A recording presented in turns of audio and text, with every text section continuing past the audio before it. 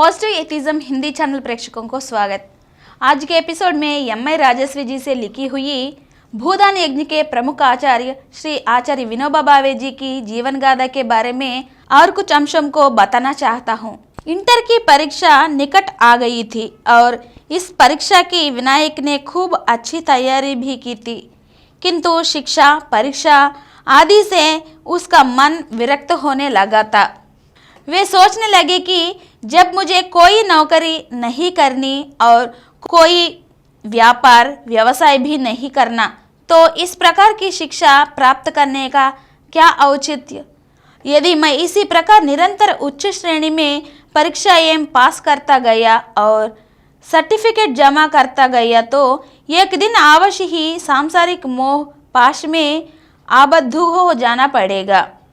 ये सर्टिफिकेट समाप्त करके मुझे हर प्रकार के मोह बंधन से मुक्त हो जाना चाहिए। कुछ विचार कर वे सारे सर्टिफिकेट ले आए। उस समय उनकी माता चूल्हे पर भोजन बना रही थी। वे अपनी माँ के पास आकर बैठ गए। चूल्हे में आग जल रही थी। विनायक ने एक सर्टिफिकेट निकाला और चूल्हे में झोंक दिया। माँ ने उन्हें सर्टिफिकेट जलाते देखा तो आश्चर्यचकित हुए बोली, विनया, यह क्या कर रहा है? अपने सर्टिफिकेट जला रहा हूँ माँ। करते हुए विनायक ने एक और सर्टिफिकेट आग में डाल दिया और हाथ तापने लगे। मगर क्यों? माँ, अब मुझे उनकी आवश्यकता नहीं। अरे, अब आवश्यकता नहीं फिर भी पड़े रहे तो क्या हर्ज है?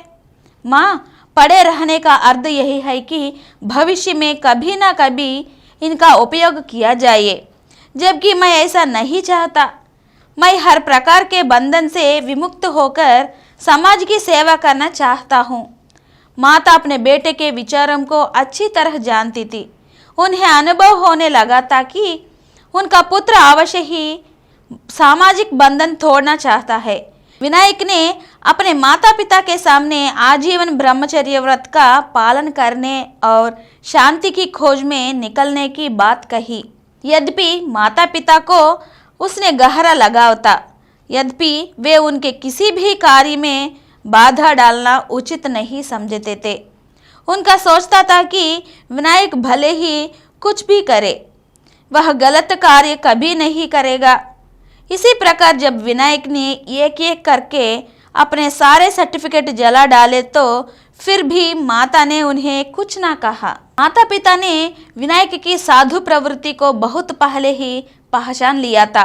फिर भी पुत्र भी विरक्ति में ही उन्होंने उनका कल्याण समझा। माता तो बल्कि उन्हें उस ओर बढ़ने के लिए और भी अधिक प्रेरित करती रहती थी।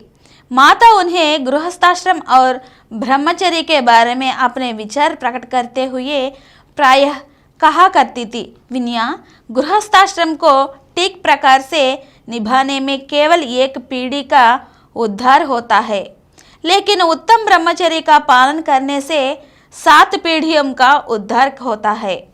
माता पिता की इसी प्रकार की बातों ने विनायक के मन में आध्यात्मिक ज्ञान प्राप्त करने की तीव्र लालसा पैदा कर दी थी।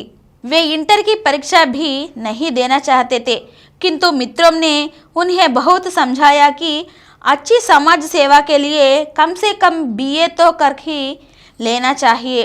अंतर्द्वंद में फंसे वे बड़ौदा से इंटर की परीक्षा देने के लिए मुंबई चल पड़े। मार्ग में सूरत स्टेशन आया तो वे अपने आप को रोक ना सके और इसी स्टेशन पर उतर गए। अगले एपिसोड में फिर मिलेंगे। धन्यवाद। और कुछ वीडियो के लिए 18 करोड़ ऊपर के व्यूज हासिल किए डॉक्टर समरम मल्टी चैनल नेटवर्क समर्पित पॉजिटिव एथिज्म हिंदी चैनल को सब्सक्राइब कीजिए और नीचे हुए घंटे के निशान पर दबाइए। Download Samaram multi-channel app and watch your favorite channels from your mobile. App available on Google Play Store and subscribe to the channels.